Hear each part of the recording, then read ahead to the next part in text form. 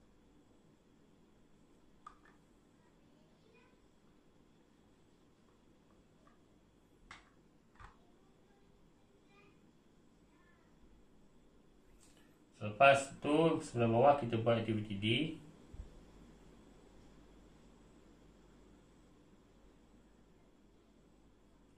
Aktiviti D kita panjang lagi, yang mana kita ada aktiviti E di sebelah sini.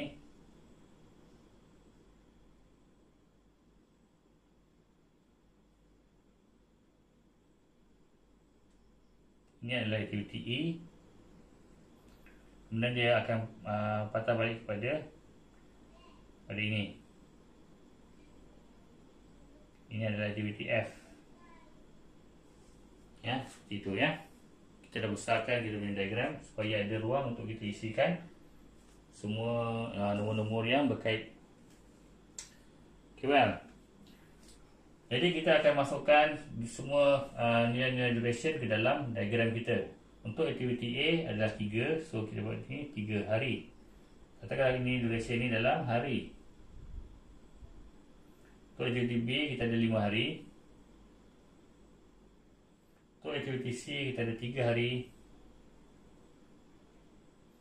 Untuk aktiviti D kita ada 4 hari. Untuk aktiviti E kita ada 4 hari juga. Untuk aktiviti F kita ada 10 hari. Untuk aktiviti G kita ada 9 hari. Oh, tertinggal satu ya. Oh, silap. F 10, anda pandang je sebenarnya F terus ke hujung C seperti ini. Kita ada aktiviti F, dan kemudian F tu durationnya adalah 10 hari. Kemudian baru kita ada aktiviti G.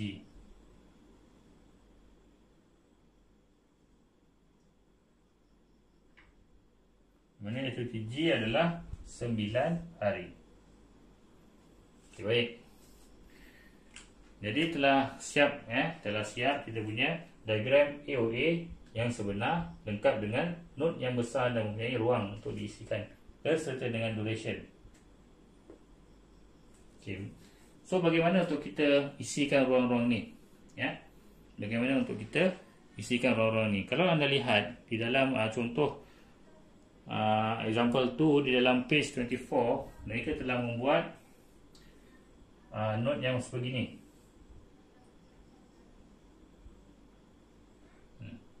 Boleh juga terpulang kepada pemahaman kita dan keselesaan kita. Tapi kebiasaannya saya sendiri akan buat note yang seperti inilah ya. Pada saya adalah lebih jelas. Okey. Jadi kita akan isikan nilai-nilai di dalam kotak-kotak di bawah ini. Baiklah.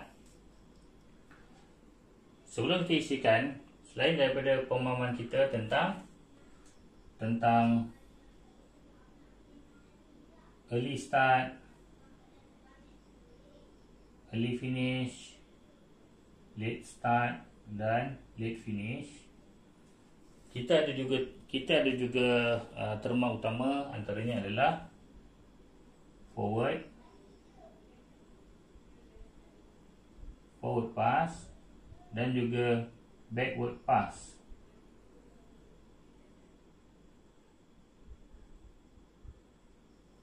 Di mana forward pass adalah merujuk kepada pengiran kita yang menuju ke hadapan. Backward pass adalah pengiran kita yang berpatah balik ke belakang. Di mana forward pass dan backward pass ni lah yang akan mengeluarkan nilai-nilai untuk early start, early finish, late start dan late finish. Okey, saya akan tunjukkan begini ya. Seperti yang anda sedia maklum, kotak yang pertama tu adalah untuk early start. Kotak yang kedua selepas anda pandang aktiviti A adalah early finish. Dia paralel. Dia maksudnya adalah kalau kotak early start berada di sini, kotak untuk early finish kena berada pada awal ruang kosong ini. Ya. Kemudian selepas itu untuk kotak yang sebelah sini, ia adalah late start. Bermula lambat. Jadi kalau dia dah bermula lambat, dia akan berakhir lambat. Jadi berakhir lambat ini adalah kotaknya. Ya. Okey, jadi untuk forward pass ni, untuk forward pass kebiasaannya ia merujuk kepada bahagian yang early. Untuk backward pass kita akan merujuk pada bahagian yang late, ataupun denominator yang menunjukkan bahawa nilai tersebut adalah nilai yang lambat, yang lambat. Okay, saya akan tunjukkan contoh ini, lihat dengan teliti. Katakanlah kita bermula pada hari kosong untuk aktiviti A, sebab aktiviti A adalah aktiviti yang pertama. So kita bermula dengan kosong. Okay, kita bermula dengan kosong.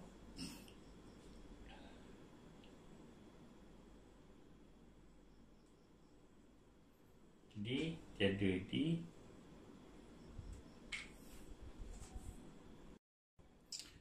Okey, baiklah. Kita akan sambung dan kemudian kita lihat kita punya gambar rajah sebenar untuk AOA kita, ya.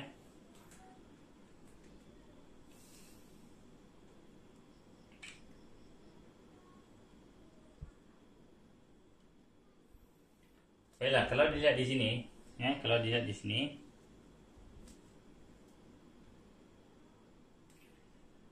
sebelum aktiviti A, predecessor kita adalah, kita tiada predecessor sebelum A. Begitu juga dengan D, tiada predecessor. Tetapi apabila dilihat dengan teliti, sebenarnya, apabila D pun tiada predecessor, ini menunjukkan bahawa D dimulakan pada hari kosong. Dimulakan pada hari kosong. Tetapi di dalam AOA,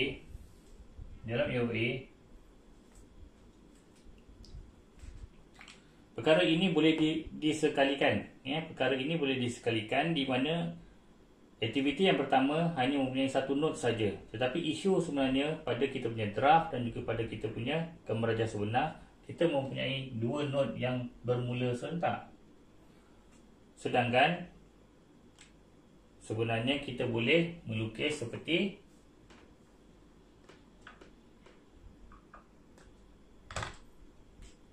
ini.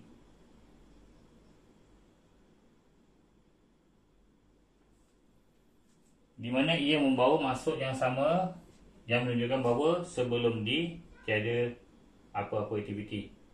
Sebelum D tiada aktiviti apa-apa, sebelum A pun tiada aktiviti apa-apa.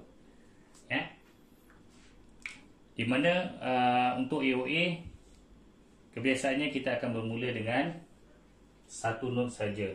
Jadi ini menunjukkan bahawa draft yang telah kita buat tadi adalah satu draft yang perlu diubah, perlu diubah dari masa ke semasa, kerana kita akan menghadapi masalah apabila kita mempunyai dua node pada peringkat awal, di mana sebenarnya node ini boleh disekalikan, boleh disekalikan sebenarnya seperti ini. Okey, jadi kita akan perbetulkan, diagram kita, kita akan perbetulkan diagram kita.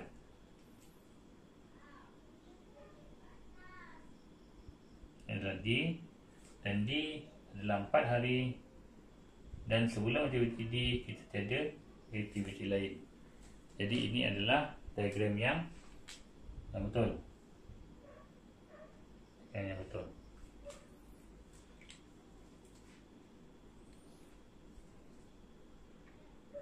Kerap kali apabila saya membuat diagram untuk activity on arrow ataupun activity on node AON, kita akan jumpa bahawa draft yang kita buat pada peringkat awal itu tidak tepat, dan kemudian kita perlu melakukan pembetulan pada pertengahannya, pada proses pertengahannya. Maka itu yang selalu saya hadapi apabila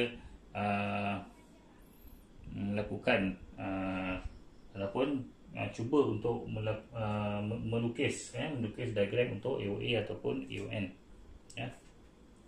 Baiklah.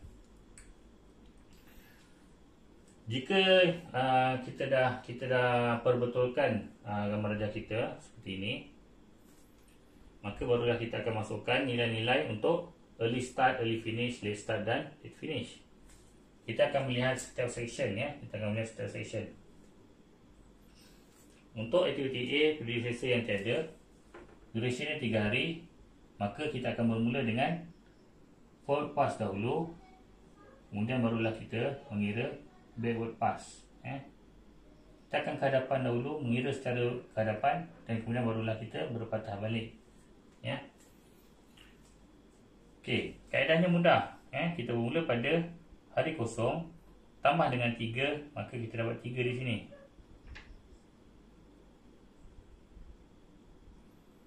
Kemudian kita terus lagi ke hadapan, yang mempunyai anak panah 2 arah, satu arah ke sini dan satu arah ke sini.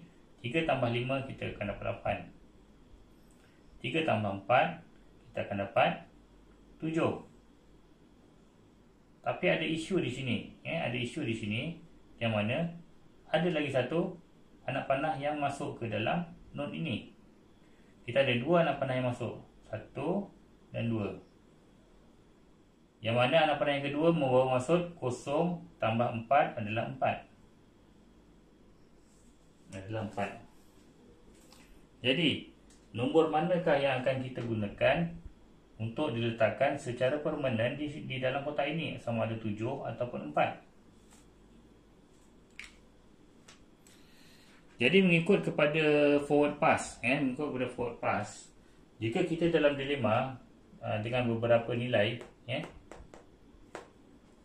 maka secara umumnya untuk forward pass kita akan ambil nilai yang paling besar.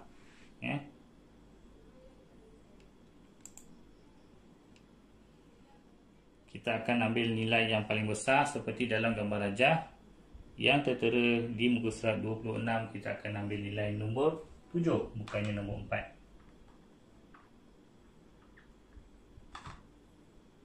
7 di sini.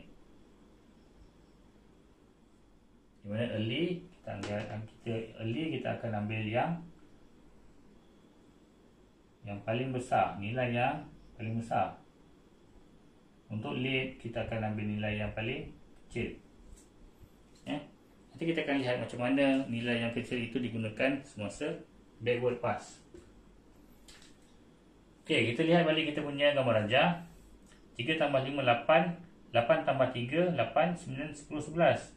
11. Adakah betul 11 kat sini? Sebab ada 2 anak panah yang masuk ke dalam node yang sama, iaitu anak panah C dan anak panah F. Bagaimana pula dengan pengiraan anak panah F? 7 tambah 10 adalah 17. Jadi disebabkan oleh forward pass perlu mengambil nilai yang paling besar, maka bukan 11 di sini tetapi 17.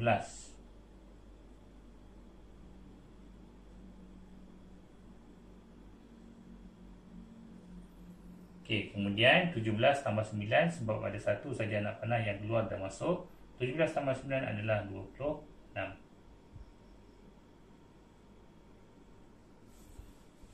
Maka kita telah selesaikan kita punya forward pass. Dah tak ada lagi node untuk kita isikan. Okey, saya harap kalian faham kalian faham macam mana kita mengira forward pass. Yang mana kalau kita dalam dilema untuk memilih mana satu nombor, kita akan pilih nombor yang paling besar untuk forward pass. Kemudian selepas sampai kepada node yang terakhir, barulah kita gunakan kaedah backward pass, yang mana ia akan merujuk kepada, ia akan memberikan kita indikator hari yang paling lewat kita boleh mulakan kerja dan hari yang paling lewat kita boleh selesaikan kerja tersebut. Jadi kaedah ni adalah 26 pada node yang terakhir ni kita bawa ke sebelah sini,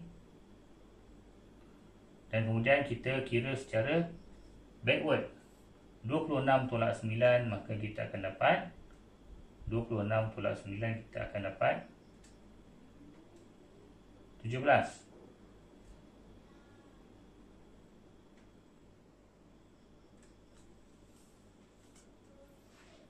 26 tolak 9, kita akan dapat 17. Sebab 17 tambah 9 adalah 26.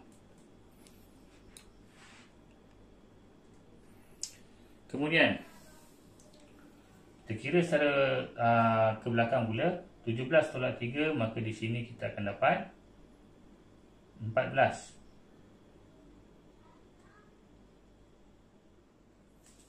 Kemudian untuk anak panah yang sini 17 tolak 10 kita akan dapat 7. Okey. Kemudian anak panah yang ke belakang untuk B ni 14 tolak 5 kita akan dapat 9. Tetapi perlu diingat kita ada lagi satu anak panah yang ke belakang untuk aktiviti E. Bagaimana pula dengan aktiviti E? Aktiviti E 7 tolak 4 kita dapat 3.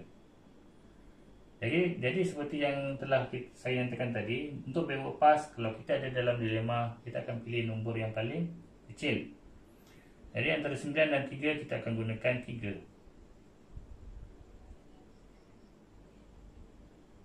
Ya, 3. Okey, bagaimana pula dengan D? 7 ini tolak dengan 4, kita akan dapat 3 di sini.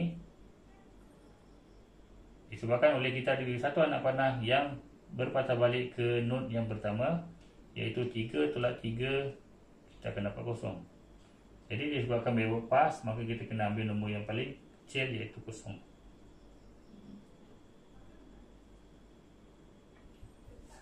Okey. Jadi dengan selesainya kita masukkan semua nilai di dalam kita punya kotak yang tertentu, maka kita telah menyelesaikan kita punya AOA yang in term of duration. Anda boleh berikan nama terhadap node anda 1, 2, 3, 4, 5 dan 6.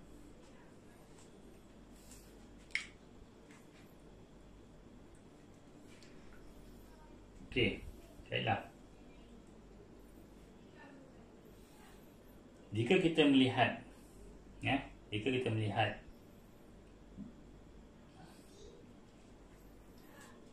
AOA, kita perlu melihat ia secara section by section. Maksud saya adalah, kalau kita nak merujuk kepada aktiviti A, maka kita kena ambil keseluruhan node yang merangkumi aktiviti A, yang mana node tersebut adalah merujuk kepada 0, 0 ini garisan untuk aktiviti A, dan node yang seterusnya yang memberikan nilai 3 dan 3. Kita kena melihat keseluruhan node daripada awal sehinggalah habis untuk aktiviti A. Kerana apa? Kerana dengan kaedah itulah barulah kita dapat menterjemahkan early start, early finish, late start dan late finish. Untuk aktiviti B pula kita akan ambil daripada node yang sini sampai ke node yang sini. Jadi maksudnya untuk B, contoh untuk B,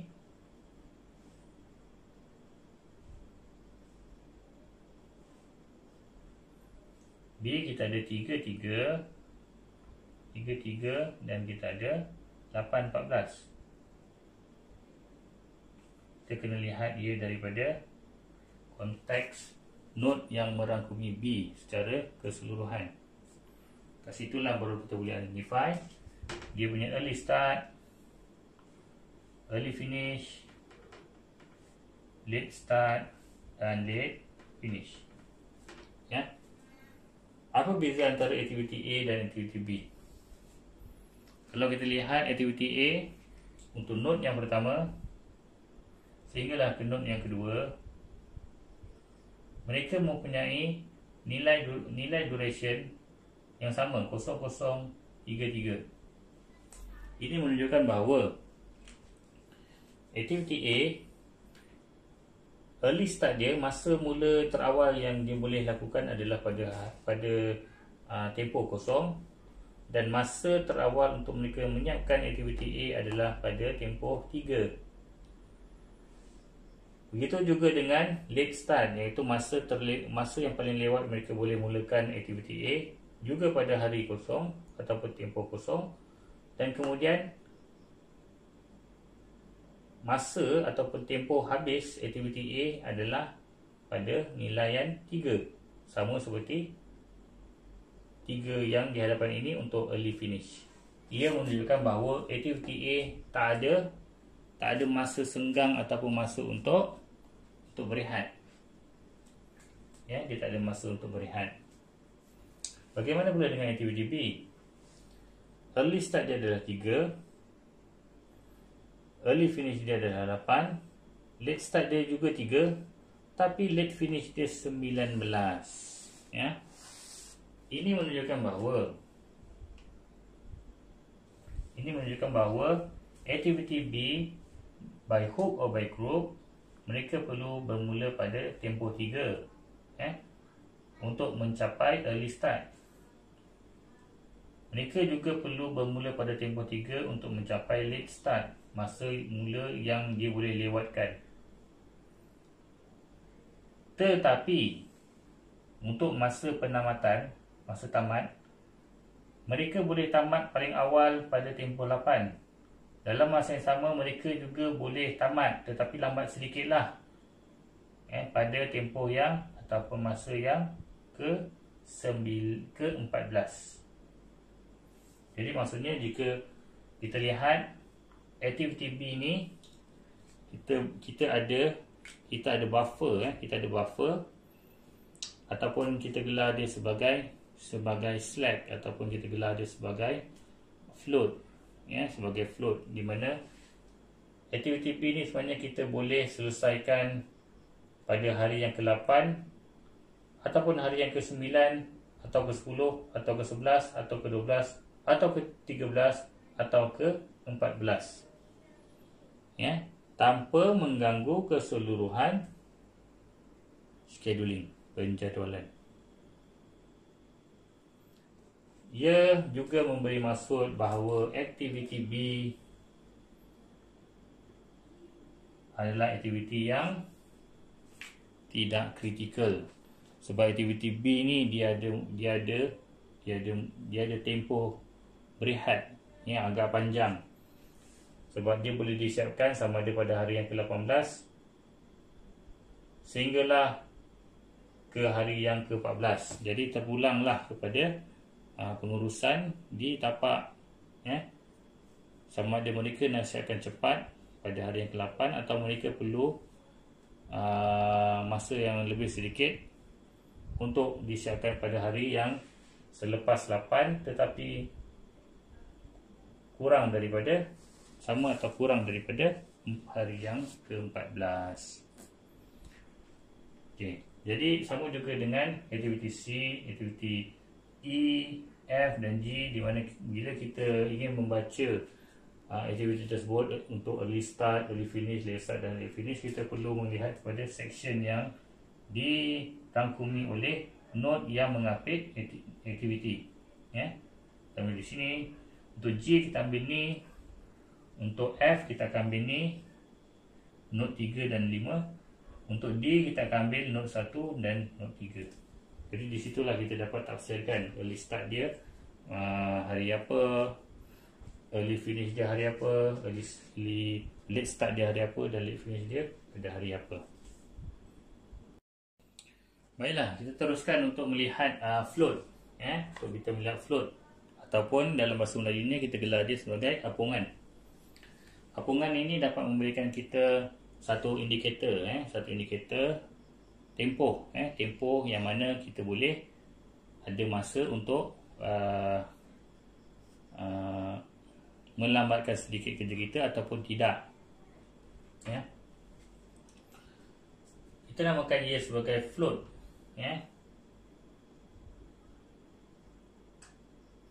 Di mana kebiasaannya kita akan merujuk kepada total float atau dan juga free float.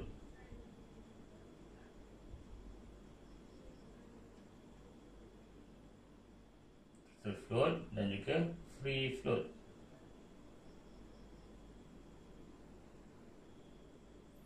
Total float dan free float ni boleh dikira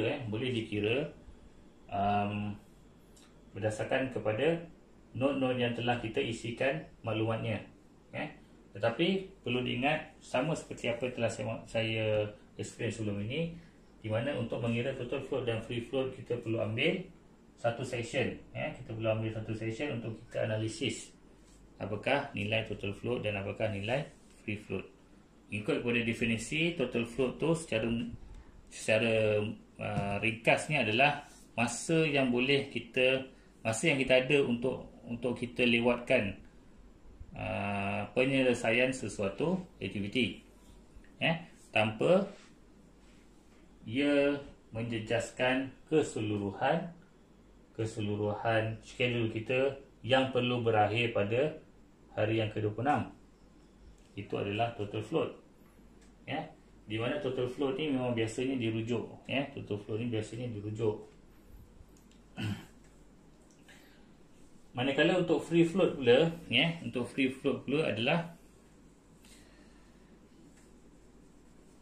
jumlah masa. Kalau mengikut pada definisi pada muka surat 32, free float adalah jumlah masa yang dilewatkan bagi memulakan aktiviti tanpa mengganggu early start aktiviti seterusnya. Free float ia tidak melihat keseluruhan jadual, tetapi total float ia akan melihat keseluruhan jadual, impak kepada keseluruhan jadual. Total float mempunyai rumusnya yang tersendiri, free float juga mempunyai rumus dia yang tersendiri. Total float rumusnya adalah, kalau kita merujuk kepada muka surat 32, LF tolak D tolak IS. LF tolak D tolak IS. Kalau free float pula, rumusnya adalah EF tolak D tolak IS. EF tolak D tolak IS.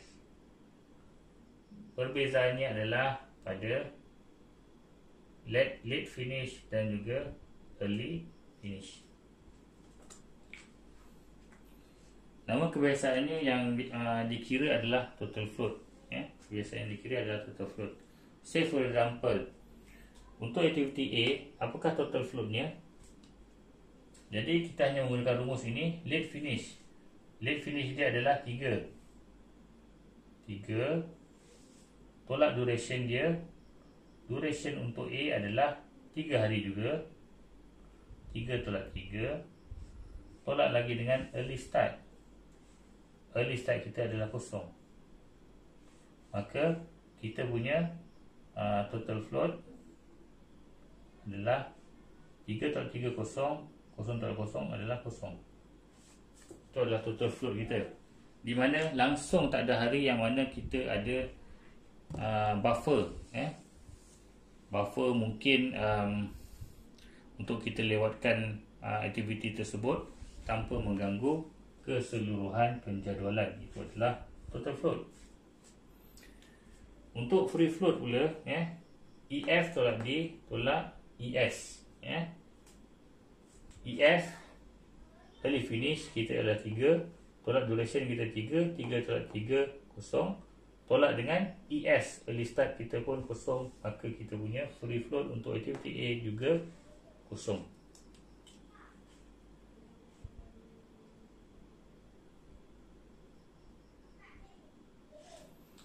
Bagaimana pula dengan aktiviti B? Kalau kita mengikut pada rumus kita total float di sini, late finish dia adalah 14, tolak dengan durationnya B adalah 5 hari, iaitu 14 tolak 5 hari. Late finish tolak duration, tolak dengan early start, tolak dengan 3. Maka kita akan dapat total float sama dengan 14 tolak 5 adalah 9, 9 tolak 3 adalah 6. Kita ada 6 hari total float, yang mana kita ada buffer sebanyak 6 hari. Kalau katakanlah kita tak dapat siapkan aktiviti B untuk mencapai early finish pada hari yang ke-8, kita boleh selesaikan aktiviti B pada hari yang ke-9, 10 sehinggalah hari yang ke-14, di mana hari buffer tersebut berjumlah 6 hari. Di mana kalau kita lewatkan aktiviti B tidak lebih daripada 6 hari, maka kita punya penjadualan tidak terjejas, di mana kita tetap tamat pembinaan tersebut pada hari yang ke-26. Itu adalah total float. Jadi secara umumnya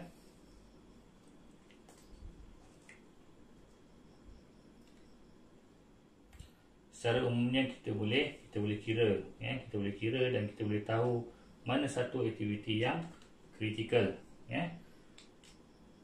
Secara umumnya aktiviti kritikal tu adalah aktiviti yang mana kita tak boleh nak lewatkan masa mula aktiviti tersebut. Kalau kita lewatkan aktiviti kritikal tersebut daripada bermula, maka ia akan menjejaskan keseluruhan penjadualan kita. Kalau untuk AOA, paling mudah sekali adalah saya tolakkan, jika saya kita lihat saja nombor yang mempunyai nilai yang sama. Seperti ini 003377. Ini tak sama, 17, 26. Maka mana yang node yang menyambungkan aktiviti yang mempunyai nilai yang sama, A,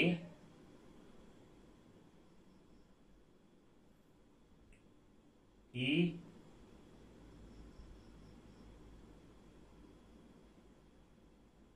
F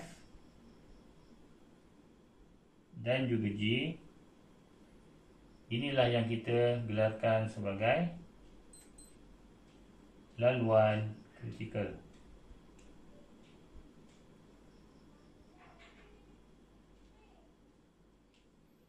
Ini kita gelarkan sebagai laluan kritikal, di mana aktiviti yang berada pada laluan kritikal tak boleh dilewatkan masa mulanya.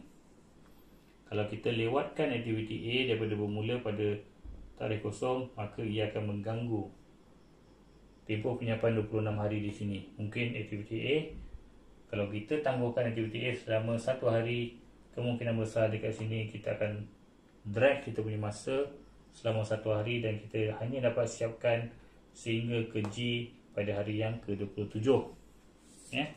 Jadi kita tak nak itu berlaku. Jadi by hook or by crook, secara umumnya kita kena pastikan aktiviti A, aktiviti E, aktiviti F dan aktiviti G dijalankan mengikut jadual yang telah kita cadangkan. Jangan terlewat. Manakala aktiviti B, aktiviti C dan juga aktiviti D, ia tidak kritikal dan ia ada buffer, dia ada buffer di mana kita boleh, mungkin kita boleh ada buffer untuk kita minta pekerja berehat 1 hari dan kemudian sambung kerja pada hari keesokannya tanpa mengganggu tempoh penyiapan pada hari yang ke-26. Maka itu adalah total float, free float dan juga critical activity. So secara umumnya kalau dilihat dalam contoh-contoh yang ada di dalam nota, ada banyak contoh yang baik, di mana asas pengiraan, asas penyelesaian adalah seperti yang telah kita bincangkan, ada example 3, 4, 5, dan juga ada latihan yang diberikan. Selain daripada latihan yang diberikan, jawapan juga telah dicadangkan, telah diberikan, supaya kalian boleh membuat ulang kaji dan juga boleh cuba menyelesaikan masalah-masalah yang diutarakan di dalam nota.